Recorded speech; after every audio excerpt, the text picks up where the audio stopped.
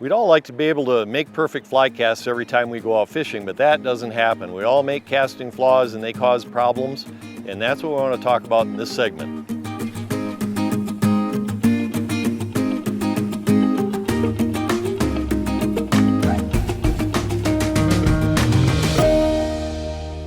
Most of the common casting flaws that we run into have to do with the casting arc and inappropriate casting arc. So to explain what the casting arc is simply the angle change of the rod when we make a cast. So I'm going to start and make a back cast from here. I'm going to go to here.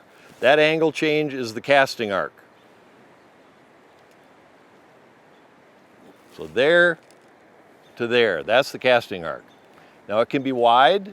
This is a very wide casting arc, or it can be very narrow. This is a very narrow casting arc, but that's the casting arc. So now, the flaws. Most common one is one that's often called wristing, and is simply bending the wrist too much. If I bend my wrist too much, the casting arc becomes very wide. When the casting arc is very wide, my rod tip is very low in the front, and it's low in the back, but it's going to be very high in the middle. That means my tip path is a big upward curve, and when I do that, when I cast that way, I end up with the top leg of my loop that's a big upward curve. I end up with a big open loop like this that's very wind resistant, and no matter how hard I throw it, it always comes down in a pile. So what we want is the loop to be much straighter, the top leg to be straight, and I can easily make that happen if I simply take this very wide casting arc and I start to narrow it up. You can see how the loop is changing, and now I've got my casting arc just about right for this cast, and you can see the change in the loop, and this loop will deliver very nicely. So that's one, simply a casting arc that's too wide for the amount we bend the rod. Now, the next most common casting flaw that we see, and everybody has this problem, if you've ever had a knot in your leader, then you've done this, and it's called creep. Now when I cast, my casting arc ends here and ends here at the other end. When I wait, I have to wait for the loop to straighten behind me before I move forward. Creep is this, and I want you to just watch the butt of the rod. I'll demonstrate it static for a minute. If I stop the rod while I'm waiting for the rod line to straighten, if I move the rod forward, I've narrowed my casting arc. Now it's too narrow, and I'll end up with another flaw called the tailing loop, and I'll show you what that looks like. So I'm going to stop the rod in the right place, then I'm going to creep the rod forward, and then I'm going to make a very powerful cast because my stroke is very short after that. Creep, and then pop.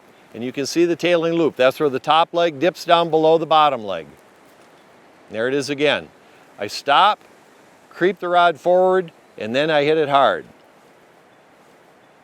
There's creep, tailing loop. Sometimes the line hits the rod, but that's what creep looks like. Stop, creep forward, and then you pop the power and you end up with a tailing loop. Very troublesome. Tangles, sometimes hits the rod, often ties knots in your leaders.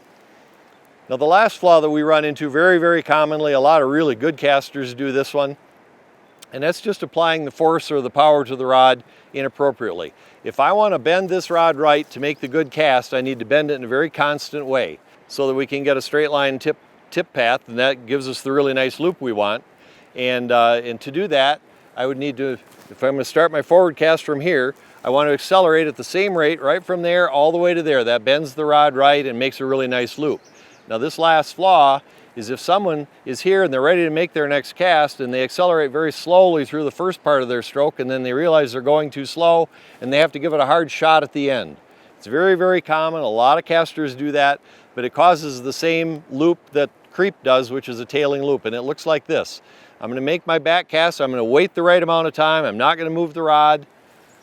And then when it's time for me to cast, I come forward slowly and I hit it hard at the end. Here it is in real time. And you can see a tailing loop forms. Here it is again. Pop. Pop. Pop.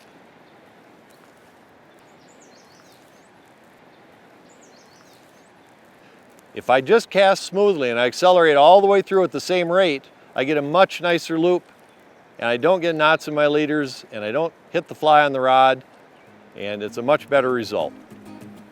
Those are the most common casting flaws.